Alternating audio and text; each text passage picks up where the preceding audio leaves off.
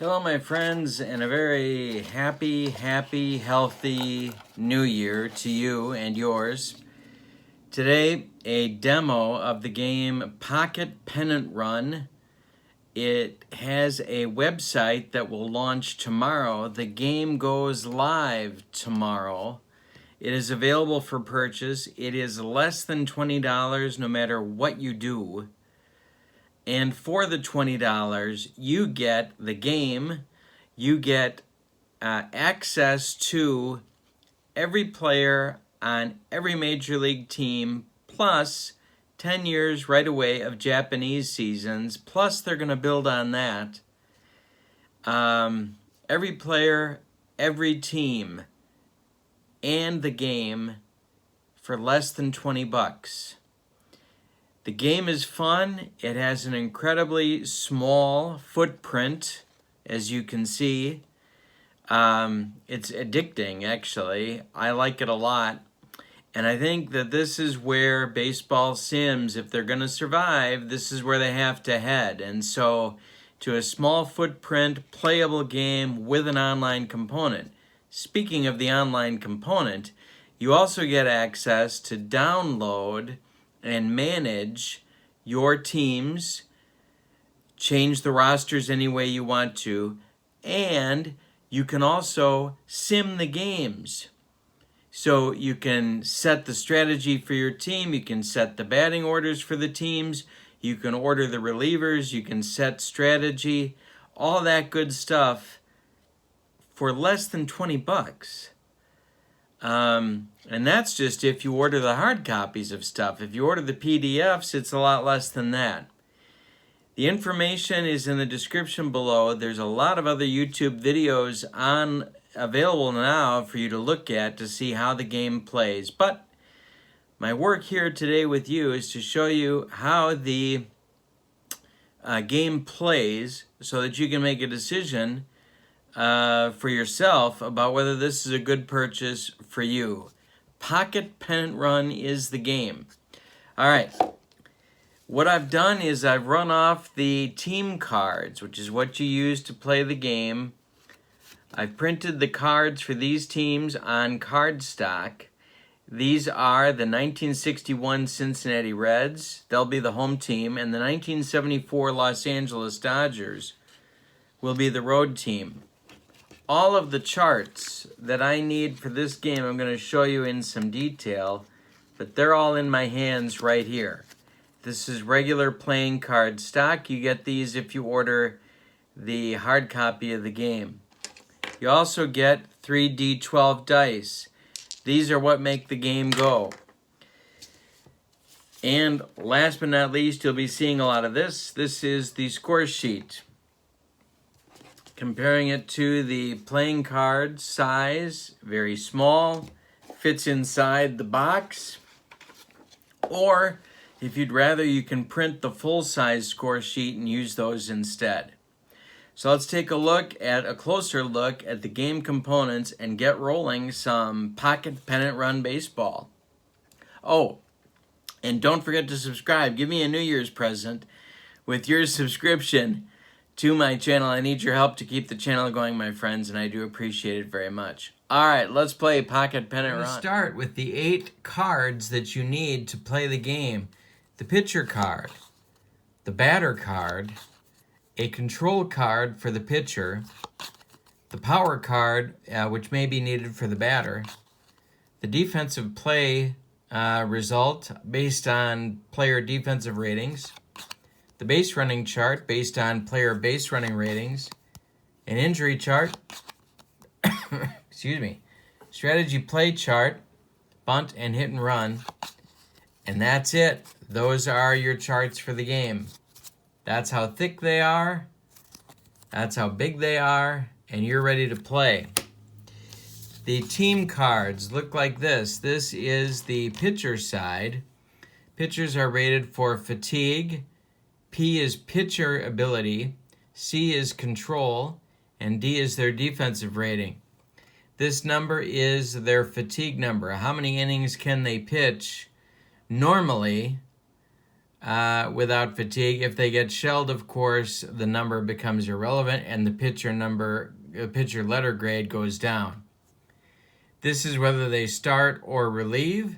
This is which hand they throw with. That's the pitcher side. The position player's side looks like this. The suggested 8 position players and the bench. You can customize these guys or the pitcher side any way you want to. So if you want to go online and change around who goes where or which players are available, excuse me, you can do that very, very easily in a matter of minutes and print out a new team card for yourself. So we have the position of the player, which way do they bat, what is their batting ability rating, A through D, then their power, their speed, and their defense. Those are the ratings that you need to play Pocket Pennant Run. So we're going to put these like this right here. The Dodgers are the visiting team, the Reds are the home team. Now you're saying to yourself, what about the scorecard? The scorecard. Okay, so we'll look at the visiting team first. I've written out the batting order, the position that they're playing. Do they bat righty or lefty? There are left-right splits in the game. We'll talk more about that. Their letter grades for batting ability, power, speed, and defense are all written on the chart, on the score sheet. The home pitcher goes on the away lineup chart, so you can keep track of that. His ratings are here, his fatigue number, his pitching ability. Notice that there's other boxes here for his pitching ability to go down. You can keep track of that as you go. His control letter, his defensive ability, and then you can write in how many innings he pitched when he's all done. Here's your scoreboard right here. The score sheet goes by at bats, so you just draw a line where your inning ends and then keep going through the scorecard. Here's the home team. These are the Reds. Position, which way do they bat? Letter grades for each player. The pitcher for the away team, fatigue letter, pitcher rating grade, control grade, and defensive grade. Same things here. That's it. All right, so let's play Pocket Pennant Run. Here's my scorecard. I'm going to keep that in front of you so you get an idea of how this works. And I'm dropping dice as per the usual. These are 3 D12s. They're color-coded. We roll all 3 with each at bat. Dave Lopes is stepping in against Jim O'Toole, our pitcher. And we're going to refer to our cards as we go. All right, and here's our first roll. It's a red 6, a blue 7, and a yellow 10. All right, so the first thing we do is we look at O'Toole's pitcher rating, which is an A. We look at the pitcher card with the red die, see how it's color connected? And we look at 6 in the A column, which is defense. Tells us that our first play is going to be a defensive check. This is our defensive column. 10 is the number, so it's hit to the second baseman. So Dave Lopes has hit his pitch to the second baseman. Now the second baseman is Don Blasingame. The Blazers' defensive rating is a C. I know that because right here it says C under defense, C for the Blazer. All right, so now we look for our defensive card. There it is. Blasingame's the letter grade is a C. Okay, now we look at the blue die because this is colored blue. 7 is the number. G with a dot. So if it's a hit to an infielder, it's a ground ball. If it's hit to an outfielder, it's an FT, which we'll talk about in a few minutes. But this is a ground ball with a dot. That signifies that if there are base runners, they advance. However, this is the first batter of the game. There is no advance, and so it's a ground out from Blasingame to Coleman, and we have one out in the first. It's just that simple. Next batter is Bill Buckner. Now, Buckner is a left-handed batter against the left-hander Jim O'Toole. So the pitcher has a platoon advantage here. So I'll show you how that works. All right, we have a 9, a 4, and a 7. O'Toole is an A. 9 is the batter. All right, so we're going to flip to the batter. Buckner is an A batter, but whoa, careful. He doesn't have the platoon advantage. It's a lefty-lefty matchup, so Buckner drops to a B. Nobody advances if they have the platoon advantage, but you can go down. So if it was a right-handed batter, a B, and a left-handed pitcher, a B doesn't become an A. But the batter could go down if he loses the platoon advantage, and in this case he does because it's a lefty-lefty matchup. The number is a 7. So Buckner drops to a B. It's a ground out 3-1. So it's Gordy Coleman flips to Jim O'Toole, and that retires Buckner in the B column because he did not have the platoon advantage. 2 gone in the first. You can see I've marked 3-1. Now it's Jimmy Wynn against Jim O'Toole. All right. So here we have a 5-4-7. The red number is a 5. So again on O'Toole, it's a defense check. We look for the yellow die for defense because that's colored yellow. It's a 7. The 7 is hit to left field. All right. Our left fielder is Wally Post. Wally Post is a C. I know that because I look here, and under the D column for defense, Wally Post is a C. All right. So, defensive play. It's a 4 for a C. All right. This is a flyout with a throwing opportunity, base runner advancement, if there's a runner on.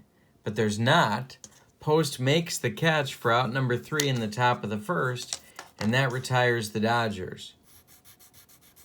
I'm drawing this line to show that the first inning is over for the Dodgers, and I'm going to keep going right here in inning number 2. Now the Reds come up.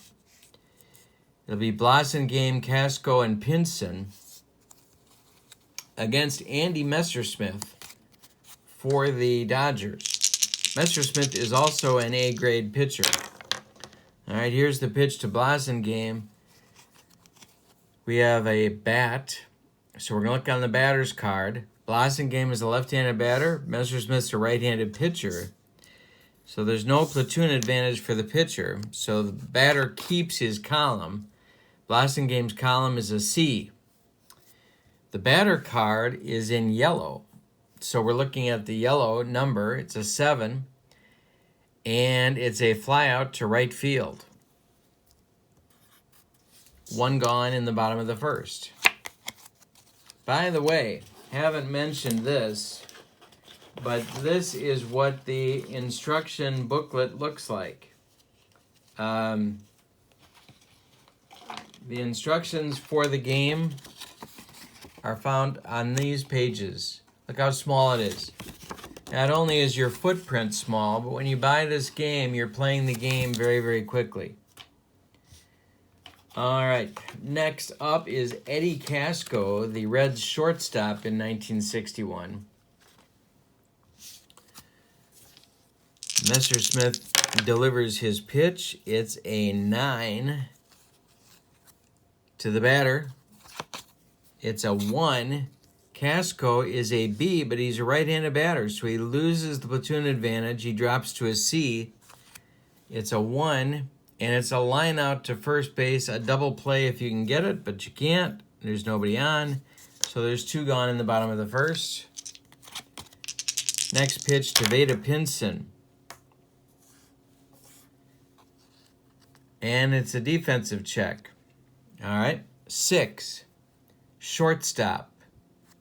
Bill Russell, his defense is a D. I know that because here's Bill Russell, here's the D line, the D column, and there's his D rating. So we flipped to the defensive card for Bill Russell. It's a 2. GL stands for a ground ball with the lead runner out, and the batter is safe at first. Well, so this is a fielder's choice outcome, but there's nobody on. So Russell makes the play to Garvey, and that retires the side. So our first inning is complete. Both teams have what the little boy shot at, nothing. And we go to the second. Now O'Toole will face Garvey, Ferguson, and Say for the Dodgers. Here's our pitcher card. Okay. So our roll is a 10-10-4. A 10 on the A column for O'Toole is a bat check, batter card. The batter is a 4. Garvey's a right-handed batter. O'Toole's a left-handed pitcher, so no platoon advantage. Garvey keeps his A, and it's a fly out to center field. Now, if there was a runner on second or third, they can attempt to tag up, but they don't have to. That's the question mark. All right, so it's a fly out to Veda Pinson in center, 1 down in the second. Now it's Ferguson. Ferguson is a control result. He does not have O'Toole. Again, no platoon advantage for O'Toole here. Ferguson's a right-handed batter. We're going to look at the control card. The control card is colored yellow up at the top, so we're going to look at the yellow die. O'Toole's control is a B. I know that because on the pitcher card, under C for control, there's O'Toole's rating. So I wrote that on the scorecard under CTL for control. Now, the C rating is a 4. That is a strikeout swinging for Joe Ferguson. I'm sorry, a B control rating. B for O'Toole. It's a 4, and that's a strikeout swinging. And O'Toole notches his first strikeout, 2 down in the second. Notice that on the control card, you're looking at strikeouts and walks and sometimes wild pitches or hit by pitches, but that's typically what your control outcomes will look like. So 2 outs in the top of the second. Now it's Ron Say. Okay, for Say, we roll a 5 on O'Toole. That's a defense check. That's a third base. Hit to Gene Freeze at third base. So we're going to check his defense. Freeze is a D on defense. So we look at the defensive play card, and it's blue, so we look at 11, and it's a 1-base error. We have an E with a dot. That tells us it's a 1-base error on Gene Freeze. So we'll put an E5 on our scorecard and a little dot at first base for Say. So with 2 outs and Say at first in the top of the second, it's Bill Russell. Okay, so here for O'Toole, we have a 5 on defense. We have a 5, which is a defensive result. The 4 is hit to second base. Look how intuitive here for the defense. Once you get the hang of this, pitcher 1, catcher 2, first base 3, second base 4, and so on. Then you come back after 10, 11, and 12 to the positions that get the most action. Second, short, and center. Makes a lot of sense. All right, so the defensive check that we're going to do is on Blasingame. We already know that Don was a C defender, so we're going to look at his defensive result on the C column. It's a 10. We're getting blue die because it's 10. This is a ground out to Blasingame with a 1-base advance, but there's 3 outs now, so they're done in inning number 2. We go to the bottom of the second, still no score. And the Reds are coming to bat. So Messersmith will face Frank Robinson, Gordy Coleman, and Gene Freeze in inning number 2. Okay, so Messersmith's an A, so a 9 goes to the batter card. Robinson is an A, but it's a righty-righty matchup, so he drops to a B. The card is yellow, so we look at the yellow die, and this is a flyout to left field, F7. 1 gone in the Reds' second. Now notice, I want to show you this for a minute here. On the pitcher card, you can see that an A pitcher gets results 1 through 6 that stay away from the batter card. The batter card is called into play on rolls 7 through 12. But if you're a D pitcher, the worst kind, you keep the ball, the play off the batter card 1, 2, or 3, but the batter card is involved on rolls 4 through 12. The more often the batter card is involved, the more often something good is going to happen for the offense. So that's the difference. That's the result of the pitcher grade differences. All right, now it's Gordy Coleman.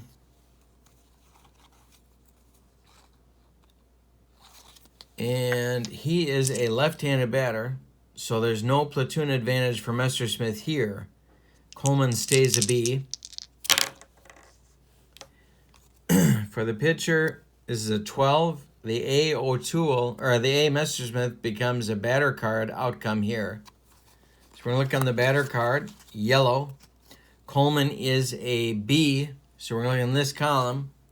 The yellow 7 is a ground out to Steve Garvey, who flips to Messersmith covering, and there's 2 outs in the second. Now it's third baseman Gene Freeze, another right-handed batter. So no platoon advantage for Messersmith. It's a 1, and it's a backwards K. So it's a strikeout on Freeze. He's looking, and it's the first strikeout for Messersmith. That ends the second inning. So we update our score board, and we're ready for the top of the third. Now it'll be Yeager for the Dodgers, then Messersmith, then Lopes. Now, pitchers, except for their defense, which can be different letter grades, in Messersmith's case, his defense is an A, but everything else for pitchers is a D. So it's Yeager up first.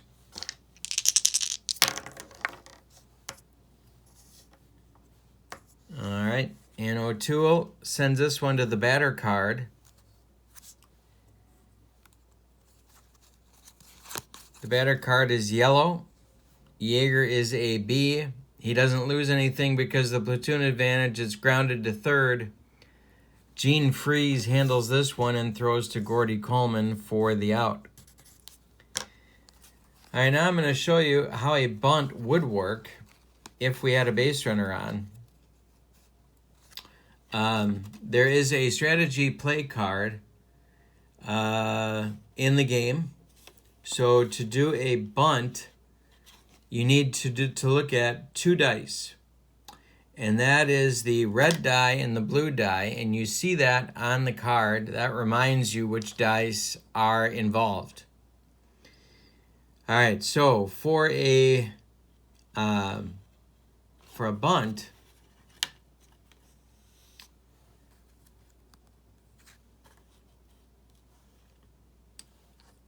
you check the fielder's defensive rating if you roll a 2 through 6, which I just did. So my red outcome is a 6. My friends, there's 3 kinds of people in the world. Those that can do math and those that cannot, and I am one of those. So the red 2 on a bunt play would be hit to Jim O'Toole. So if Yeager had reached and I had Messersmith bunt, The roll would have been a bunt to O'Toole, but it says defense. So what do? Well, we have to check O'Toole's defensive rating. His defensive rating is a C, as you can see right there. So now we come back to the defensive play card. The C column, we look at the blue die. We aren't worried about the red die on bunts. And again, we know that because on the bunt, it gives us two colors to look at here. Red and blue. So we rolled the blue. This is bunted to O'Toole. It's a 6. Ground out with a dot, which means that it would be a ground out to O'Toole, and the runner would advance a base. So in this case, it would have been a successful sacrifice bunt. But it's just imaginary because there's nobody on base. I just wanted to show you how a bunt play works. All right, so now it's Messersmith against O'Toole again. Actually, I think Messersmith was a left-handed batter, pretty sure. So no platoon advantage. He can't go lower than a D anyway. So 7 comes off the batter card. He's a D. It's a 5, and it's a ground ball to shortstop. Eddie Casco is going to make this play. It would be a fielder's choice if there was a runner on first. L gets the leading runner out, but there's not. So Casco makes the play to Gordy Coleman, and that retires Messersmith. All right, next up with 2 outs in the third is Lopes. All right, it's an 8-6-5. A, under an 8, again, Lopes right-handed batter, O'Toole left-handed pitcher, so he doesn't lose anything. He's a B the 8 result takes us to the batter card. Lopes is a B batter. He has the platoon advantage, so he keeps the B. The yellow result is a 5, so it's a fly out to center field, and that will retire the Dodgers in inning number 3. We go to the bottom of the third. Still no score against these pitching aces. And it'll be Messersmith facing the bottom third of the Reds order, Bell, Zimmerman, and O'Toole.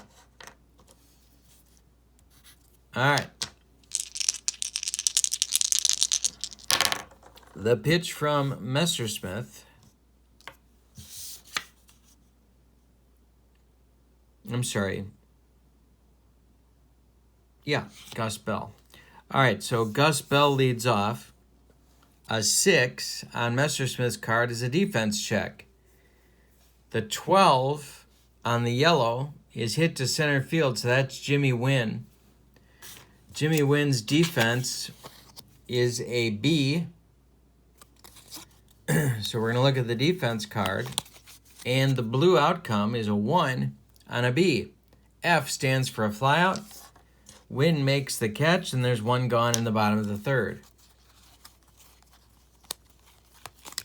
Next up is Jerry Zimmerman, the catcher. And here's our roll. 8 for Messersmith, so we're going to go to the batter card. The yellow is a 3. Now Zimmerman is a D batter. So he hits it to Say at third, who gloves it and throws to Garvey for out number 2. And now it'll be O'Toole coming to the plate. O'Toole is a D, of course, because he's a pitcher. Batter card on the 12. 2 on a D is a line out to Steve Garvey. A double play if they could get it, but there's nobody on, and that'll end the Reds' third. Now we go to the Dodger fourth. O'Toole will face Buckner, Wynn, and Garvey. This is the one batter that O'Toole will have a platoon advantage on. Batter card on an 8. We have a batter card. Buckner is an A. He drops to a B. The 1 tells us it's grounded to Gene Freeze, who makes the play to Gordy Coleman for the out. Now it's Jimmy Wynn. Win is a 6. That's going to be a defensive check. And 11 is to shortstop. That's Eddie Casco. Eddie Casco is a C, defender. So we're going to look at the defensive card. And it's a 4 on the blue, which is a ground out to Casco with an L that gets the lead runner. And there's 2 gone in the Dodger 4th. Next is Garvey.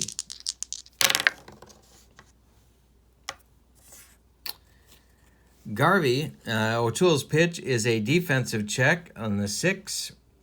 The yellow tells us it goes to Say at third base. I'm sorry, to Gene Freeze at third base. Gene Freeze was a D defender, so we're going to look at the defensive play of an 8.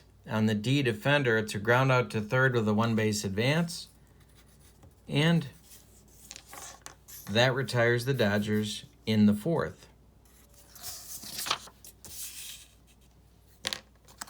All right, top of the order for the Reds in the bottom of the 4th. Messersmith gets Blasingame, Casco, and Pinson. The pitch to the Blazer is going to be a batter card check. A 10 on Blasingame. No platoon advantage because Blasingame was a lefty batter, so he keeps the C. A 10 is a single. And you can see the 2 dots. That's a 2-base advance for a base runner.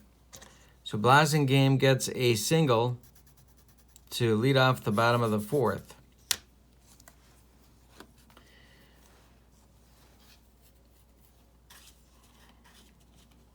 Now I'm going to do a bunt. Actually, I'm not. I'm going to do a hit and run.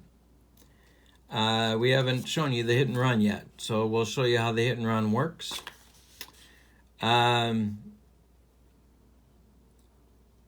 You can only execute a hit and run. We'll show you this.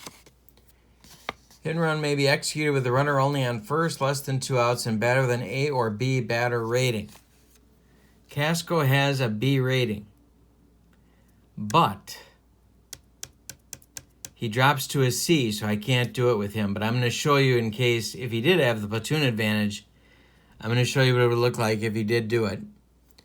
To execute, you roll the red and the blue dice. You read the red die for the batter and the blue die for the runner on the base running chart. Okay? So, we don't worry about the yellow die. Here's the red and the blue dice. All right, so on the hit and run, Casco gets a single. And then on the base running chart,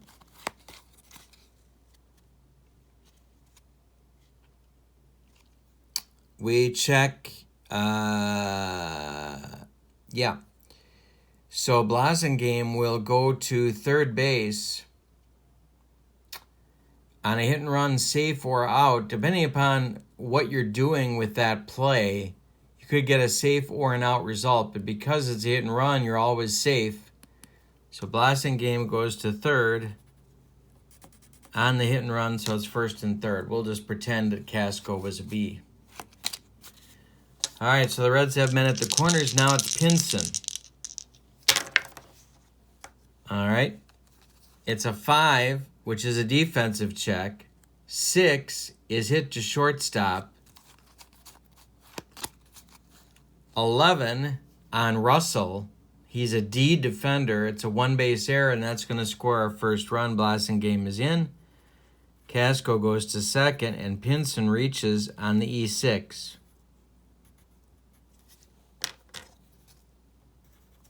Now it's Frank Robinson.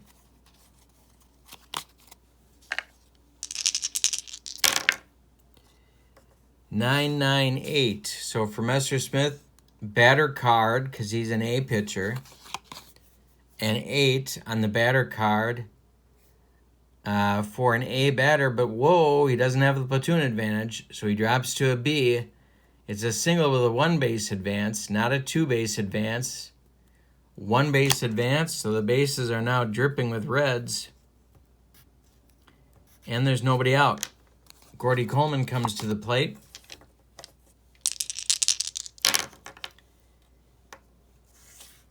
Okay. Here's 12. That's batter card. The red 12 tells us batter card. 10. This is Gordy Coleman's a B. And we have a... he keeps that because he doesn't have the platoon, because he has the platoon advantage. He keeps his B. It's a single plus with 2 dots. Now that means a couple of things. First of all, the runners are going to advance 2 bases. The second thing it means is that Coleman can try to stretch his hit into a double. So let's catch up on our bookkeeping here. This will score 2 runners. Robinson goes to third. And let's try and send Coleman to second base just for fun. Now, Gordy is a C base runner. So we're going to look at the C base running column. And we're going to roll our blue die. It's a 2. And he shot... he is shot down at second, trying to take the extra base. So there's 1 out now with Robinson still at third. 3 runs in for the Reds so far. Here in the top of the 4th off Messersmith. All right. Now it's Gene Freeze. All right, it's a red 1. A red 1 on an A pitcher, excuse me, is a strike 3 called. Now, something interesting here. This is second strikeout for Messersmith. 2 outs now in the 4th. Something I want to show you, though, is the fatigue element of the game. Starting pitchers drop 1 pitcher rating for every run surrendered over 4 and start of every inning after his fatigue number. So he can give up 4 runs, but as soon as he gives up 5, he goes from an A pitcher to a B pitcher, and we would track that on the score sheet like so. He's given up 3, he can give up 4, but as soon as the 5th run comes in, earned or unearned, he drops to a B. All right, so with 2 outs now, it's Gus Bell, and it's another strike 3 looking. Messersmith must have his changeup going, and his 3rd strikeout. So the Reds get 3 runs in the 4th, and that's not true. The Reds score 3 runs in the bottom of the 4th, and we'll do 1 more inning just for fun, because I think we've shown you most of the functions of the game. All right, Ferguson, Say, and Russell against O'Toole. All right, so O'Toole, the 6 is defensive check. The 10 tells us it's grounded to Don Blasingame. We know he's a C defender. And so this will be a ground out getting the 4. The 4 will be a ground out getting the lead runner. But there's nobody on base, so Blasingame makes the play to Coleman, and that retires Fergie. Now it's Say.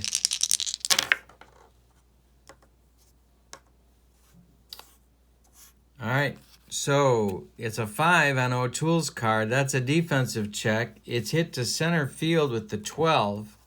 So that's Veda Pinson. Veda Pinson's defense is a B. And therefore, we look at the blue die, and the 12B, Pinson just made an error with 1 base advance for the runner.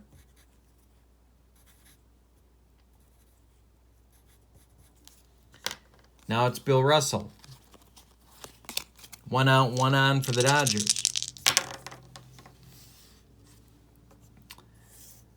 All right, so it's a 12 on the pitcher card. That's going to be a batter card outcome.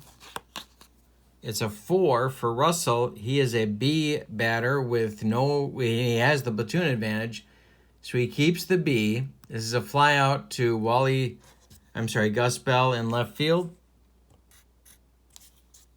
Say returns to first, and now it'll be Yeager. Yeager is a B. A 4 for O'Toole puts us back on the control card. O'Toole's control is a B, and the 11 means he walks. So Yeager draws the walk. 2 on, and Messersmith comes to the plate. Here's O'Toole's pitch to Messersmith. 2 outs. It's going to be on the batter card because it's a 9. The 11 on the batter card for a D is a base hit. I'm sorry, no, that's not an 11. We don't look at, got a color-coded Kurt. Yellow, a 6 is a fly out to left. And that will end the 5th inning for the Dodgers. And then the rain came, and it was a rain out. No, I'm just kidding. That will conclude our demo. What have we seen? Well, we've shown you the pitcher card is where we start. Everything starts with the pitcher. It could go to his control card right there, or it could go to a defensive check in that column, or it could go to the batter card right there. A power outcome, which we did not have, but if you roll a power result, then you go with the blue die to a new card, and you can see that your doubles and your home runs and your flyouts with different base advances all happen here on the power card. Notice that your triples occur on your plus results, where you can try for the extra base, but you don't have to. So there's where your plays can go from the pitcher card. We showed you the defensive play card. All players are rated defensively, A through D. You just look at your blue die result and see your play outcome. And the instructions remind you of what the results are on the defensive checks or the base hits if you need them. You can keep that handy very, very easily. This is your base running card for stealing or taking an extra base. This is your injury card. And your strategy card, we showed you both the bunt and the hit and run.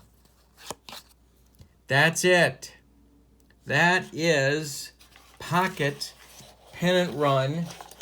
Check out the other videos online. It's available January 1st, 2022. And I think it's well worth a look on your part. Thank you for being with me. Don't forget to click like and subscribe to my channel. My pleasure to do these videos for you, my friends. And I hope it helps you make a educated decision, an informed decision about purchases. Thank you again. Have a wonderful day and Happy New Year, my friends. So long, everybody.